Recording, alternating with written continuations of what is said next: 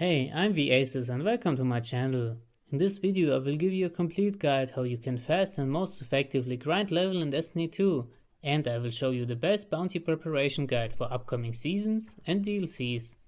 It's a complete guide made for beginners and experts, and you can trust me since I'm a Destiny 2 veteran who spent over 3000 hours into this game and optimized pretty much every of my characters. I will divide this guide into 3 main sectors.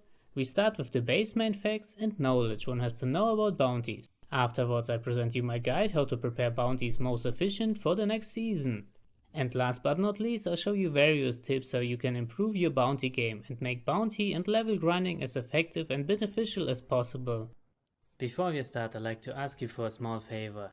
You can support and help me out a lot by simply clicking like, subscribe and activate notifications on my channel.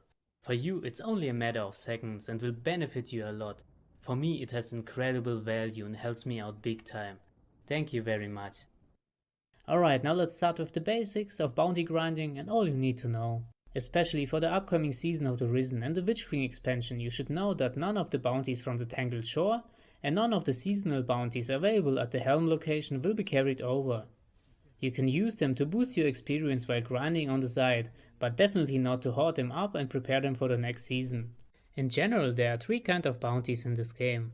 Weekly bounties which will grant you 12,000 experience and have a XP++ sign. Daily bounties which will grant you 6,000 experience and have a XP+ sign. And repeatable bounties which will grant only 4,000 experience and also cost 3,000 glimmer. A special form of the experience boost are the challenges, and they will also grant 12,000 experience. For a seasonal preparation guide, only the challenges on Europa are relevant, since they are the only ones which one can carry over. Weekly bounties and challenges can be done in 7 days until they expire. If not done, the daily and repeatable bounties will expire 26 hours after acquiring and are rotating on daily basis at the regarding vendor. Very important to notice is that this is only the base experience. By joining a Fireteam member in his Fireteam, one can activate the Shared Wisdom perk. This will grant an additional experience boost depending on the seasonal rank. The boost can be from 2 to 8% at a higher season rank. The boost doesn't work in orbit and is glitch and tower sometimes. It is recommendable to join the Fireteam at a different destination, and one can check if the Shared Wisdom boost is active by checking the character screen. Another way to additionally increase the experience is to equip a certain Ghost Shell mod. The most efficient is the Blinding Light mod and will additionally increase XP gains by 12%. The inventory space of bounties is limited to 63 slots, but one has to keep in mind that active quests in the quest tabs are also included in that count. To maximize the slot capacity, it's highly recommended to delete all current quests, but no worries, those quests are not lost. They can be reapplied at the quest archive or at the regarding seasonal vendor afterwards. Each destination has at least one vendor who offers a daily bounty rotation which is updated every day at the reset. The 6 vendors in the tower offer in most cases only 4 daily and repeatable bounties.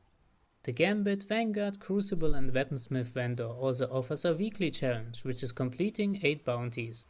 Saint 14, the Trials vendor, is only available from Friday until Tuesday's weekly reset, and his weekly challenge is to win matches in the Trials of Osiris playlist. An exception is Hawthorne, the clan vendor, which will offer 4 weekly clan bounties and 1 weekly raid bounty. Her weekly challenge is to complete activities in general. The clan vendor is only available if one has a clan. Another addition is the seasonal occurring Iron Banner event, which will also make 4 weekly bounties available. Now let's have a look at vendors at other destinations.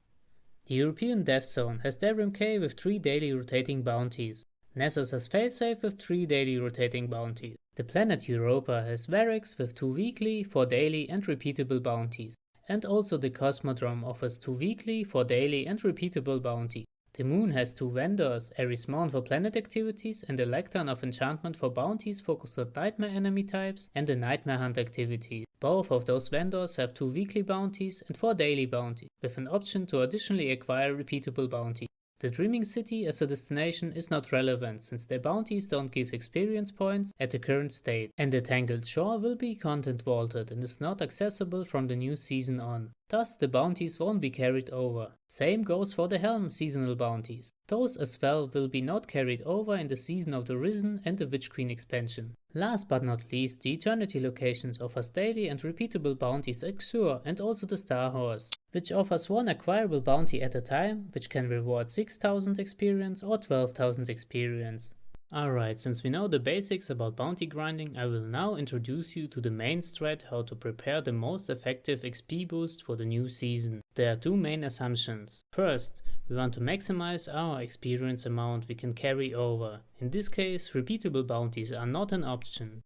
Second, we want to be able to grind further with the maximal possible benefits. This means we won't carry over tower bounties and challenges, since if we carry them over, they are used for the week. And we basically have less to grind and use valuable bounty space for only a time shortcut, not to maximize our possible XP gains. With this in mind, we have to first focus on all weekly bounties and challenges which we can carry over with not too high downsides. Concluded, let's list all 12,000 experience bounties. 2 weekly bounties at Europa and 2 challenges at Europa, 2 weeklies at the Cosmodrome, 4 weeklies at the Moon, 1 12k bounty at Eternity at the Star House, 5 weekly at Hawthorne, 4 Iron Banner bounties. Concluded, this means a total of 240,000 experience. Thus 45 slot spaces for daily bounties are left. And those can be all kind of destination bounties on each location except the Tower, Tangled Shore, Dreaming City and the Helm location. The main goal is instead of picking repeatable bounties, one can pick all the daily bounties one likes, do them and wait for the daily reset which will unlock new daily bounties to acquire. This way it's easy to stack those 45 bounties with only daily bounties from Europa, EDC, Cosmodrome, Eternity, Nessus and Moon. So how much experience is this summarized? With this strat one can acquire a base experience bonus of 510,000 experience per character.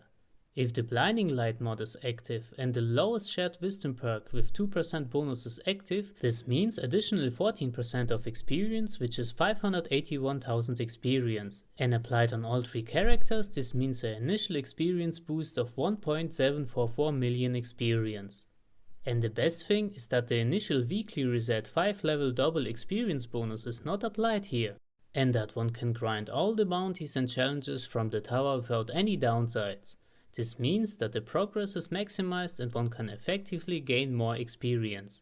Alright, well, that's the strat, and now I'll give you all kind of tips and insights to improve your bounty game and to be able to grind your bounties way more effective. This means to do as many bounties as possible at the same time by finding ways to combine different vendor bounties and adapt them to each other.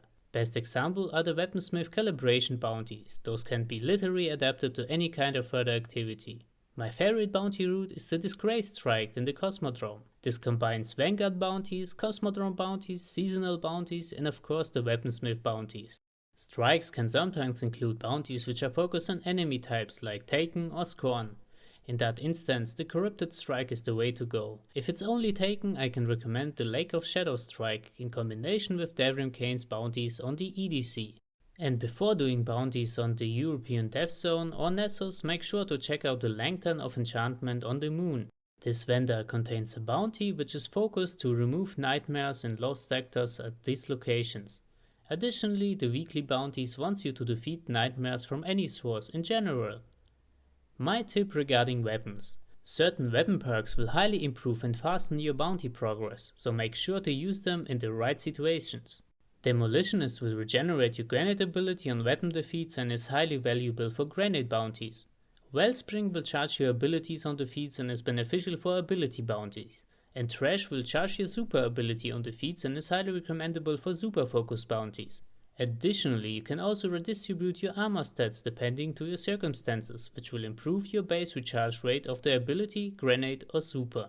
If your bounty goal is to find destination materials or hidden loot crates, make sure to activate a Regarding Ghost Shell mod which will improve your detection. If you combine this mod with looking through a sniper scope, it will automatically show you all the materials and loot in your current area. Regarding public events and patrols, I can tell you that heroic public events will always double up the bounty progress, so make sure to do them on the heroic mode. And some patrols are way easier than the other ones, so make sure to only do the easy ones. Last but not least, I can recommend you to use the advantages of your characters and those referring subclasses, and of course, those of the exotics. Best example is the Void Devour ability of the Warlock, which will regenerate your Granite ability. The Claws of Ahamkara exotic will give your Warlock a second melee charge. The Ophidia's Fate exotic will grant your Solar Hunter a second knife charge. The Amantamarium exotic will give your Titan a second grenade charge. And the Holofire Heart exotic chest will quicker recharge your Titan's solar abilities. And there are way more exotics and subclass abilities which can grant bounty related benefits. I hope you find this helpful, and I'm very happy and thankful if you can take a few seconds time and like, subscribe and activate notifications to my channel. It will help me very much and is so simple for you to do. Additionally, I have listed all my social links down in the description and hope you follow me on your most favorite and used social media platform. I'll keep them always updated and you won't miss out on any new content. That's a win-win and will make us both happy. Thank you again for tuning in, and I wish you a pleasant and awesome day. See you around for the next guide.